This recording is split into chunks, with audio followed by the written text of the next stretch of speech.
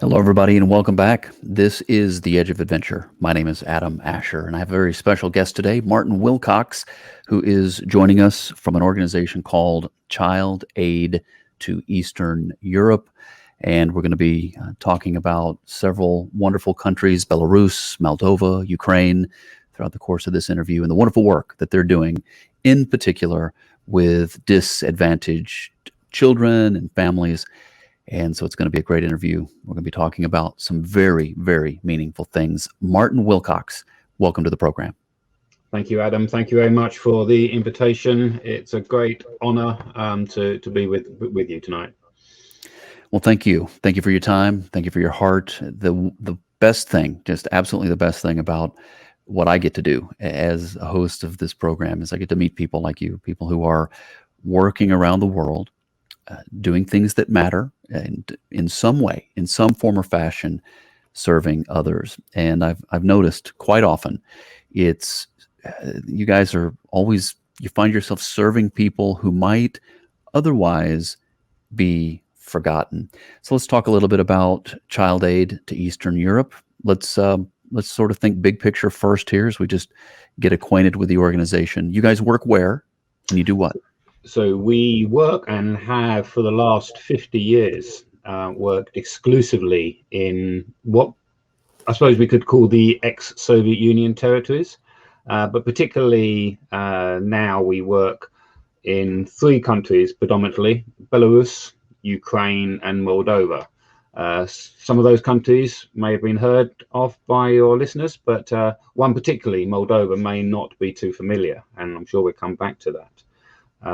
So what are we doing in those countries? We're really working with children, with young people, and with families, all of whom are disadvantaged or vulnerable in one way or another. And I think what we're really looking to do is give children the chance to have a childhood again. Every child deserves a childhood, whatever their circumstances, wherever they're living. And it's my brief, it's my desire to extend that to as many children as possible. This is The Edge of Adventure, and that's the voice of Martin Wilcox. He's the director at ChildAid to Eastern Europe. And we're going to get to know them, their work, and the need in these countries. So let's talk about them. You're right, Moldova might be a country that is not on the radar for a lot of different people. I mean, I think Ukraine is probably the most well-known, and at least to those of us here in the West and my country here in the U.S., we know about the Ukraine. Tell us a little bit, just briefly, the history, Ukraine, Moldova, Belarus, put into perspective what those countries have been through and why there is need, or why there is this need to help families and children, the people and the families that you reach out to and come alongside and support. Put into perspective what their journeys might have been. So all of these countries are obviously European, but particularly Ukraine and Belarus, they're Slavic as well. So they have many Slavic traditions and culture. But one thing that does unite them really is generations of what I can only really call oppression, whether it would have been in pre-Soviet Union, Tsarist times, or during the Soviet Union. But even since the independence back in the 90s, the countries really went through a long period of corruption, mismanagement from the top, which has left deep scars in the vast swathes of the population, and with an economic infrastructure that really hasn't got the resilience to build itself up. The people out in the fields, in the factories, lost in the cities, are exposed to all manner of abandonment and abuse, where, as we particularly talk about children, and one area that is a horror for so many is the plight of children into sexual exploitation, into crime, and our task is to raise awareness and to prevent as many children as possible going into that awful black hole of prostitution and corruption. So at the families that we work with are all hardworking, lovely people. They're just by a freak of nature, freak of birth, and we would never we make no judgment on their circumstances. What we want to do is to bring them to a situation where they've got some hope and they've been given some opportunities, whatever that may be and whatever their circumstances. Coming back to the countries, politically, all of these territories are hot potatoes. We take a very wide berth from anything political, but the political instability, the economic instability sends very deep ripples throughout the society, and that has a profound impact on the vulnerable and disadvantaged. And so what we do, we come in, we step in, replace what should be available from the state, with a view to being there for them when they need them and however they need that help. We're talking today with Martin Wilcox. He is the director at ChildAid to Eastern Europe. And the countries, of course, as he mentioned, that we're focusing on today include Belarus, Moldova, Ukraine, and the precious people who live in these nations. And as you mentioned, Martin, I mean, they have been disadvantaged in some way.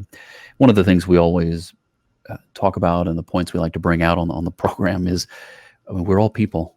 We're all people. I mean, there's really no difference when it comes to someone from here or there. I mean, we have different backgrounds and histories and stories and probably different perspectives, but we're people. And the thing that inspires me about talking to organizations like ChildAid to Eastern Europe, you, Martin, and so many others, is the respect and the dignity that is conveyed when the stories are told about the people that you're helping. It's told with dignity. It's told with respect, and that is so important. And I hear that echoed in what you've already shared today. Precious people who are disadvantaged in some way, and we all need help at some point in our lives, and it may be different. It may look different for me or for you but we all need help, and that's the sort of the theme that ties all this together. All the different interviews and conversations, and here on the Edge of Adventure. So today, we're talking ChildAid to Eastern Europe.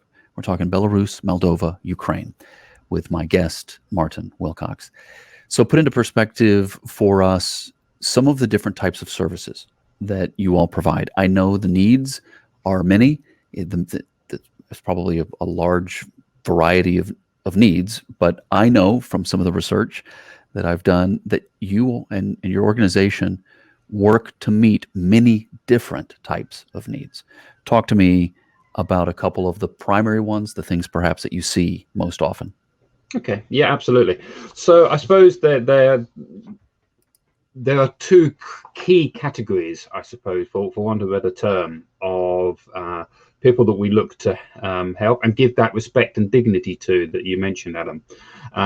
One group are vulnerable families, and another group are children living with disabilities. And broadly, the type of services that we look to provide ranges from rehabilitation services, so physiotherapy, speech therapy, hydrotherapy, anything that can actually help develop the body and the mind. We will offer daycare services, and that's important for both the young child in terms of giving them that childhood experience, that educational experience, but it's also hugely important for the families. Not only do they get respite for what could be 24/7 care of their child or young person, but in some areas, it is the only opportunity that they then have to have the childcare that enables them to work and become independent themselves. On top of that, we're also providing emotional support, so that's some form of counselling to families, particularly to mothers, to guide them through the traumas that they will be going through, as well as educational support and play. I think play, often we underestimate the importance of play when it comes to children, and I said before that our raison d'etre is to give children back their childhood, and part of that is education, but a huge part of it is play as well, so they can build up their self-esteem, build up confidence, understand relationships, and work through what we would all consider to be a normal childhood, if there is ever such a thing as a normal childhood. I'd like to share some examples of how that transpires, if that's okay. Please do. So, as many of our parents are single parents, and that may be just through abandonment, or it may be through sadly through alcohol or drug abuse, and the children are the victims of this. And the person, one particular personal story that's come through quite recently is a lady in Moldova. So Moldova, again, a beautiful little country, sandwiched between Romania and Ukraine, predominantly Romanian speaking, but very poor. Both Moldova and Ukraine are the poorest countries in the whole of Europe. I know that may not mean a great deal, but it's when they're poorer than a lot of Latin American and Asian countries as well, it does begin to hit hard. So this particular lady, she had an alcohol addiction, but she sought out rehabilitation, went away.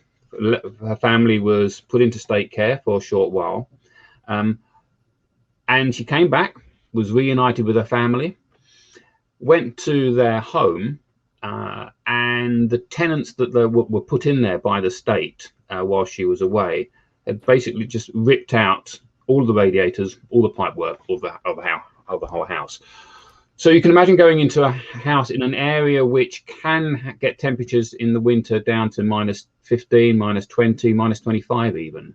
To have all of that ripped out on someone who's very vulnerable and very exposed, that could have been the tipping point for her to relapse back into her addictions.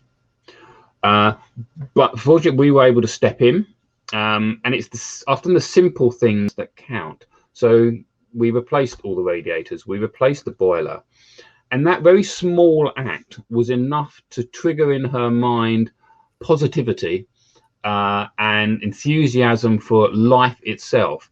As a result, she rebuilt her marriage, and the family, above all else, has been kept united. What we really want to strive to do is keep children in families. That's where children belong, in a family environment, and whatever we can do to do that. Sometimes it's big, sometimes it's just a little small gesture that does that. This is The Edge of Adventure. That's Martin Wilcox, Director at ChildAid to Eastern Europe, as we talk about Belarus, Moldova, Ukraine, the precious people there, and the need that's there, the types of needs and the ways that ChildAid to Eastern Europe is able to come alongside and help. So, Martin, it seems like when it comes to these things, sometimes it is the most simple gesture, it is the most simple thing that means the most. And what would you say is important to convey when you're making a simple gesture, when you're whether it, providing a big opportunity or perhaps a small opportunity? What's the message that the recipient of that kind of help, what's the message that they need to receive? I think there's two messages from that. One is that they're not alone. That they may have felt, I used the term quite strongly, abandoned by the state, maybe by their family, by their community. So we're showing them that they're not alone in this, that they've got someone they can come to. And related to that, but standing aside it, is the creation of a hope and an opportunity that their lives don't have to go the way that may be projected to them through their circumstances of poverty, of disability, of lost employment, whatever it may be, that through the love and the care and the protection and the services that are offered by other people, can give them a new path in life that will open doors that they otherwise may not even dream about. A beautiful story we had recently, again, a young girl with a severe disability had really not quite given up on hope on life, but didn't really see that there was much the world could offer her. She was visited by a volunteer who was cycling from the UK to China, and part of that process was going through our territories, and we picked up on him, and he came to one of our partners. At the end of the conversation, this young girl, who is wheelchair bound but going through extensive rehabilitation, said, I've now got a dream that I'm going to cycle from, I think she said, from Kiev to Kingston. Because he was going from Bristol to Beijing, so she wanted to do the same type of letter to letter. So she's now got this huge drive and ambition to get herself onto a bicycle. Whether she makes it 1,000 miles or 100 meters, it really doesn't matter. She's got that drive, she's got that hope, and that's the type of thing that we want to give to people. Martin, when did the focus or the desire for ChildAid to Eastern Europe, again, you focus on many different types of groups who are facing challenges of some sort, and yes, we've used the word disadvantaged, right? They didn't have the same advantage that many of us have had. But one of the things that makes ChildAid to Eastern Europe so intriguing and so inspiring is your work with those who are living with a disability of some sort. Does that go all the way back 50 years to the beginning of ChildAid to Eastern Europe? Because again, this organization's been around, been doing good for a long time, 50 years. Congratulations to you and the team on that. Was the focus on people living with disabilities something that goes back to the beginning, or did that come along at some point? Talk to me about that focus. I find that inspiring. All of what you're doing is beautiful, but there's something very beautiful about coming alongside people with, living with disabilities like this, and showing them the love and respect that they deserve. So talk to me about that. The work with disability has really evolved. So initially, going back to 50 years, the charity was called something different. Then it was Aid to Russian Christians, supporting the persecuted underground church in the Soviet Union, and supporting members of that community who were excluded from society again. That would have included young people, adults as well, with disabilities. But as the Soviet Union broke down, as the needs changed, so we tried to keep abreast of the changing situation, the changing environment. The church became more accepted. not totally accepted, one must say. But we identified that there were large pockets of society very much left out of the norm, and the Soviet Union mentality was, and it still remains hidden, shall we say, but it still remains that unless you can contribute to society, contribute to the economy, you really should just be put away and forgot. So you maybe probably put into an orphanage. Certainly mothers were told, if they gave birth to a disabled child, to simply give the child away and try again. Whilst that, again, not quite so apparent today, it is still an undercurrent. What is still apparent is that disability is a sin of your father, that you are who you are. You have what you have because somewhere in your family background, somewhere in your societal background, you haven't performed to the level of expectation. So really, I think probably the last 15 to 20 years has been our journey with those suffering from disabilities, more so than prior to that. And I think because we've realized that the state is just unable to provide the level of care, it's just the lack of finances as well as the lack of drive, that these families, these children need external help. Our desire is always to coach the nation, to coach local, national government into what can be provided and how valuable all these children and young people are, whatever their disability, whatever their circumstances. They can and they are valuable, and they don't need a great deal. Again, I'll pass another story over to you. We've got a child in Ukraine, 12 years old, has fairly severe autism and impaired vision. And his only method of communication has been to shout. He knows no other tone other than shouting, has very aggressive behavior and self-harms. The mother's just been unable in all of his 12 years to seek any form of help in terms of therapy for her son. The only place she could have got to would be an hour's bus journey.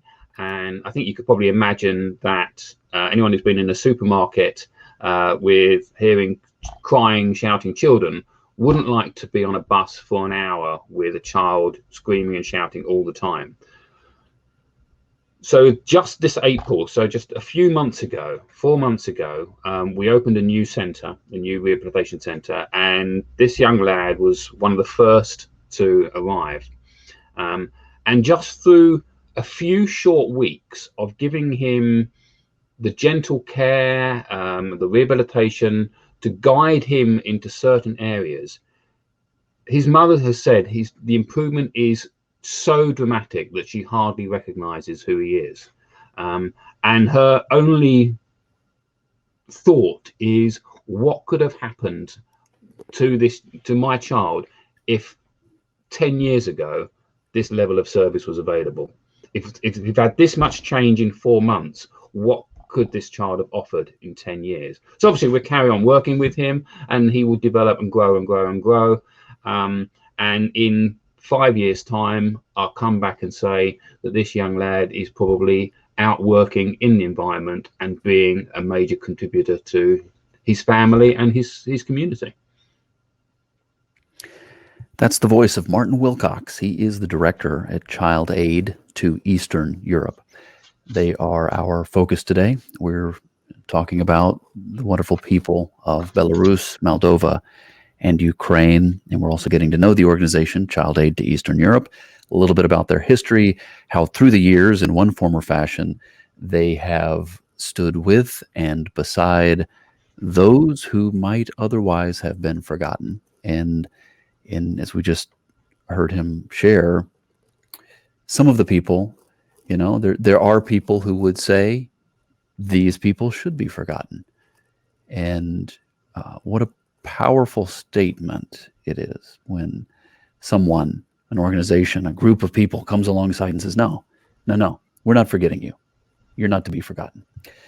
That's powerful. We're going to come back to that. I want to first, Martin, I want to take just a moment and understand your background.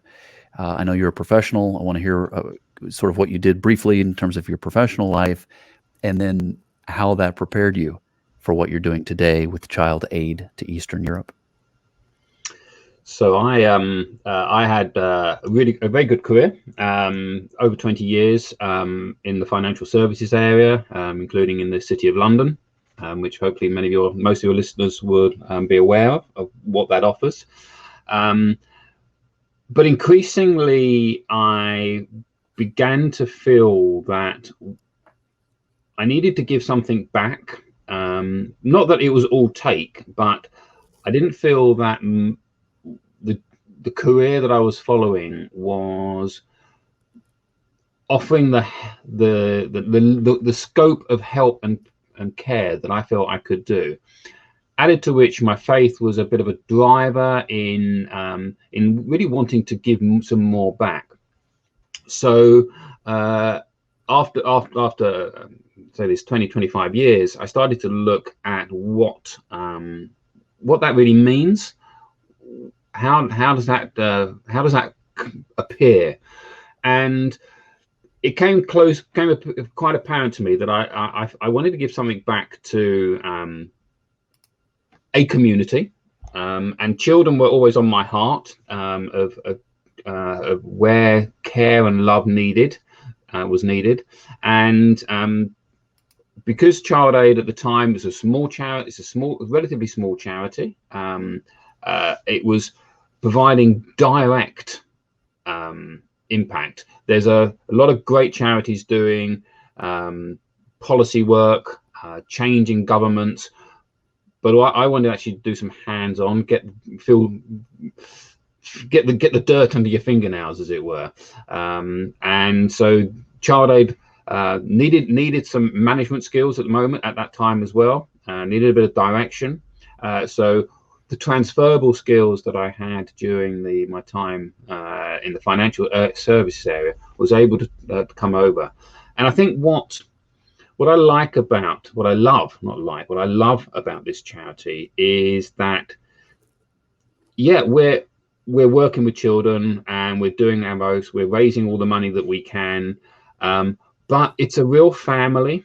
It's a family of supporters, volunteers, staff, children, families, and we're all in it together, and we all treat each other with such love and care that it is a family feeling.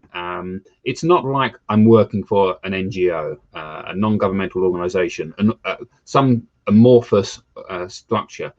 We're personable. We know our supporters, we know our families, and all of us are directly making that impact. And yeah, by a long way, this is the longest job I've ever held. I moved around a little bit in the financial services, and it will certainly see me through to my end. Wonderful conversation today. That's Martin Wilcox. Again, he's director at ChildAid to Eastern Europe. My name is Adam Asher, and I just want to thank everybody for listening today, whether you're listening on your favorite audio podcast platform, as many of you do. It's great to have you with us. And if you're watching the video version, it's great to see you and to be seen. What do they say? Great to be seen. But however you're joining the program, I just want to thank you for your time, for your friendship, for your support, for being a part of this. And these are important topics. These are inspiring topics. And today we're learning about ChildAid to Eastern Europe. And we just heard a little bit there about Martin's background. It puts into perspective who he is. And I think there's a couple things that we can draw from that. I think in life, when you have a moment, you take stock and you think, well, I know how to do this, and I may want to do something else. I may feel like I'm called to do some kind of service in some other area. And I think we limit ourselves sometimes because we think, but I'm not I'm not prepared for that. I'm not qualified for that because I do this over here. This is what I've done for 20 years, 30 years, 40 years, whatever. But I think that when you're open to it, you will find that whatever it was you've spent your life doing and becoming an expert at and good at, and what you've learned, those things can then be applied to service in some way, to some act of service. And I just feel called, Martin, to say that because I hear that from your story, and I've kind of lived through that myself. And I know sometimes we limit ourselves and we think, there's probably nothing in this realm that I could really do and bring. But don't do it. Don't you limit yourself. Give it a chance. Absolutely. I couldn't agree more with that, Adam. I think the world is a big place. There's a lot of need, and there's also a huge amount of skill. There's a huge amount of goodwill, and it doesn't take rocket science to bring the two together. And yet, you don't have to change your employment line directly like I did, but you can participate. You can be a part of that that shift in how the dynamics of goodwill can be held. So yeah, I think you're absolutely right. There's no limitations. Whatever abilities, whatever skills you've got, offer it up. Okay, well then, and thank you, Martin. I also want to say, since you mentioned that your faith played a part in this, and as I know that ChildAid to Eastern Europe is an organization, faith-based. It's something that has been a part of the organization from the very beginning. And, on this program, we have organizations that are faith-based. We have organizations that are not. And so I always want to learn. And my objective, right, when we talk about these things, and I know faith is something, many different people have different perspectives, they have different faiths and different backgrounds, but I like to delve into it and understand how a person's faith motivates them, or how maybe it's influenced them. So I'm going to ask you that in this way. Okay, here's sort of a philosophical question as we think about the Christian faith. What is the message, as you would put it? What is the message of Jesus? Right, we're talking about the Christian faith here. What is his message to those who find themselves in need of help that they cannot provide for themselves? I think before I answer that, and I just want to emphasize the fact that faith is the driver for what we do, why we do, why we do what we do. We don't force faith on any child. We will help any child, any family of any faith or no faith at all.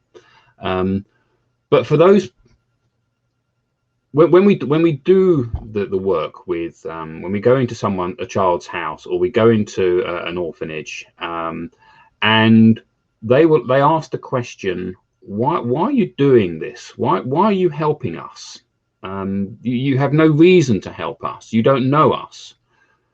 And it's simply the fact that Jesus told us to love our neighbor, love our enemies in exactly the same way. You don't need to be in any relationship, and I mean that in the broadest sense, to give love to someone in need. And I think for many of our families, they are astonished to receive help freely given. There's an expectation that there is something to be given in return. And when it's explained to them that it is the love and the gifts are freely given to help, to show care and affection, then the families begin to realize this whole, coming back to this issue that I'm not alone. Some of them may inquire more about faith, about the faith that's driving us to do what we do. Some may not. And that's not the relevancy. That's not the purpose. The purpose is to show them that they are loved in the way that Jesus loved us through the cross. We want to show everybody the love that we give to them in return for the love that Jesus has given us. I'm not a biblical scholar by any means, so I'm not going to quote scripture, because it isn't necessarily relevant for what the families want to hear and what the families want to receive. They are in need of help. They don't know where to go for it. They've been blessed to find us, and we are blessed to give them whatever they need, just to show them that there is love in this world. And it is as simple as that. This is The Edge of Adventure. That's Martin Wilcox, director at ChildAid to Eastern Europe. And you can look them up online at childaidee.org.uk. Again, that's childaidee.org.uk. And you can also find them across social media. The first thing to look for, Facebook and Instagram, you'll find them very easily at ChildAidEE. And LinkedIn, you'll find them under ChildAid. And also the Twitter handle we've had on the screen a couple of times, if you're watching the video version, ChildAid, and then RR. But you know what? Here's what I always do. I always tell people, sometimes it's a lot to keep up with. So I always make a post for every one of these interviews. So you can go to theedgeofadventure.com and look under the podcast section. You'll find a post that has the video version, the audio version, and the links to all the different platforms, and the links back to their website. And of course, on their website as well, you'll find their social media links and all those good things. But to track it down, whether you go to theedgeofadventure.com or childaidee.org.uk, be sure you connect with this organization and encourage them. And as always, I always say, if you feel called to partner with them financially, you should do that. And please encourage them in some way. Send them a message on social media. Let them know that you saw the program and that you appreciate what they do. And we talk on this program. We've talked with a lot of different types of organizations, and getting at the heart of each one is always important to me. And it's been nice today as well to get to the heart of ChildAid to Eastern Europe. But before we close out, Martin, I want to give you the opportunity to paint the picture for kind of the blessing, I guess, that your supporters, your partners have, those that may live all around the world in different parts of the world, but those that come alongside you guys, that give, that support, they're a part of this. Tell me, what is the experience like for someone who maybe doesn't get the chance to go and be on the ground in these countries with you, but they are playing an important role by providing and helping to provide the funds to make this work? Tell me about the blessing it is to be a part of the organization in that way.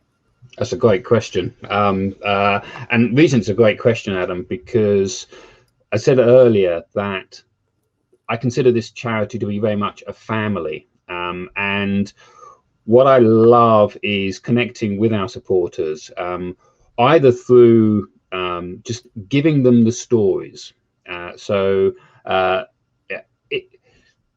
We can always talk about numbers, and we can give a high level overview, but it is the individual stories of for example, the children I've mentioned today, that really has an impact. And our supporters love to hear where the children have been, and more importantly, what their journey is.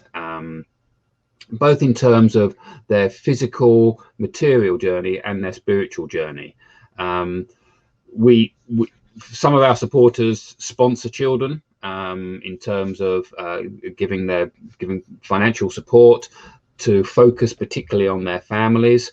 Others are just happy to hear of stories of any child that is receiving the care and attentions. So I think for our supporters, it is about being part of this family, and some of our supporters have been supporting us for, I'm going to say there's probably someone out there that's been around for the whole 50 years. We certainly have supporters who have been around for 30 plus years, and they are steadfastly supporting us. They support us financially, they support us in prayer, they support us with the comments that you mentioned that we love to receive, and it's a wonderful feeling to know that yes, we're helping the children, but we're being part of our supporters and our volunteers' lives as well, because it means that they're on this journey, and they're on the children's journey. They've seen children from the age of 0 to the age of 18 being transformed out of being bedbound and wheelchair bound to be able to be walking to school. When they started supporting that child, hearing that child's story, there was no hope, but as part of their prayer, as part of their giving, they were on that journey for those children that they've transformed, and that is a huge buzz for me, and I think it is for the supporters as well. Martin, why is it important not to forget these families?